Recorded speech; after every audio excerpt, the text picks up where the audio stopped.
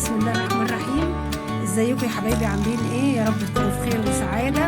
النهارده هعمل لكم طبق طبعا سهل جدا، اكترنا طبعا بنعرف نطبخه، بس ده للبنات الصغيرين لسه، ولو شباب برضو ما فيش مانع ان هم يتعلموا ويعملوا الاكل بطريقه سهله. التخديعه اللي هعملها هنا بتاعت الكوسه لاي خضار، بالقوطه بالطماطم بيتعمل بيها نفس الخطوات دي. انا هعمل لكم الكوسه بطريقه سهله، كوسه باللحمه. انت طبعا عاوزاه تعمليها بالفراخ مفيش مشكله، هعملها لكم بخطوات سهله قوي.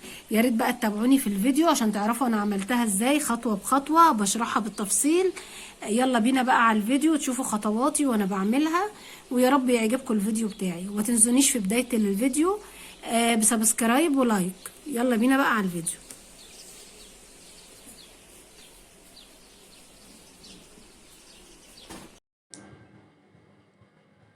وكده احنا مصورتش من الاول.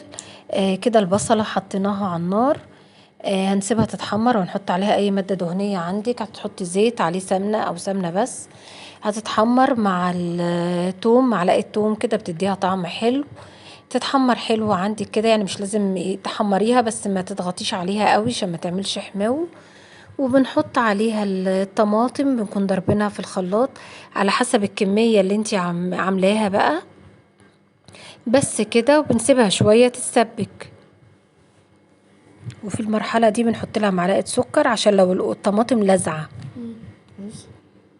وكده زي ما انتوا شايفين اتسبكت. هحط عليها الكوسة منضفينها طبعا، غسلينها ومقطعينها ومنضفينها كده. اتسبكت هنحطها عليها.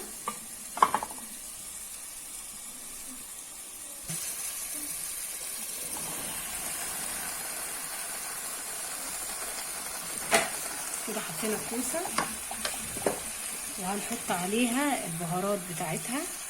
طبعا مش هحط الملح دلوقتي، وهسيبها تتسبك شوية.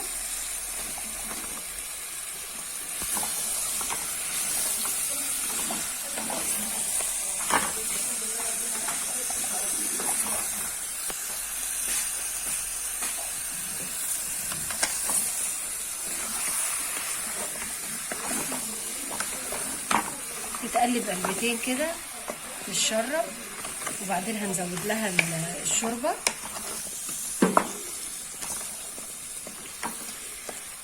بس كده هنسيبها 5 دقايق كده وبعدين نزود لها الشوربه. كده هنحط عليها الشوربه.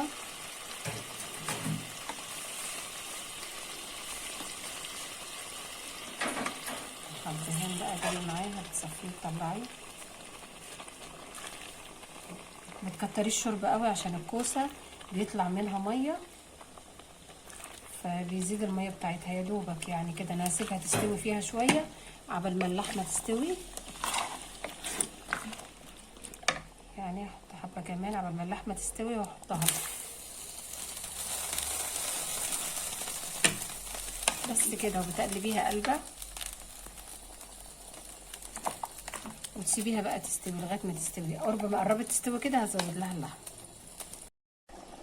وزي ما انتم شايفين كده الكوسه داخله في السوا. احط لها اللحمه. انت عاملاها بفراخ طبعا، هتستنيها ما تستوي وتطفى عليها. عامله لها لحمه بتخلي اللحمه وهي داخله على السوا كده بتحطيها.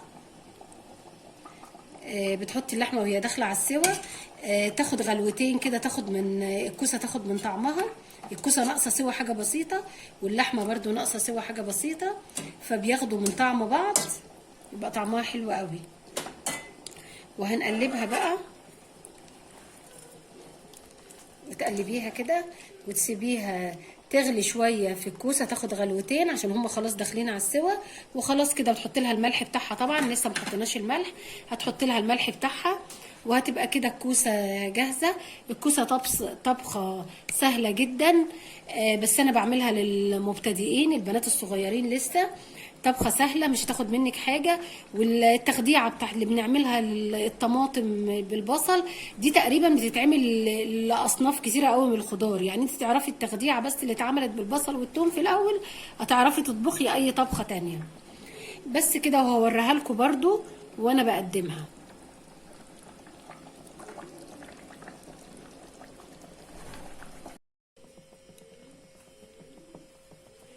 وكده هوريكم واحنا بنقدمها. بسم الله. احلى طبق كوسه باللحمه. انت طبعا حابه تعمليها بالفراخ هتعمليها.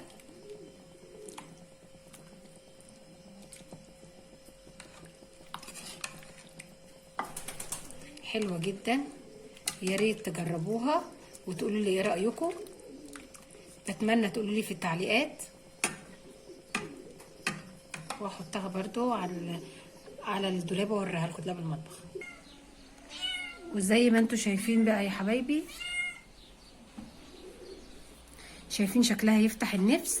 طبعا زي ما قلنا نفس الخطوات احنا بنعملها البنات الصغيره واللي بيتعلموا لسه، نفس الخطوات بتاعه التسبيكه بتاعتها بتمشي على خضار كتير قوي. اي خضار لونه احمر بيمشي بنفس الخطوات دي.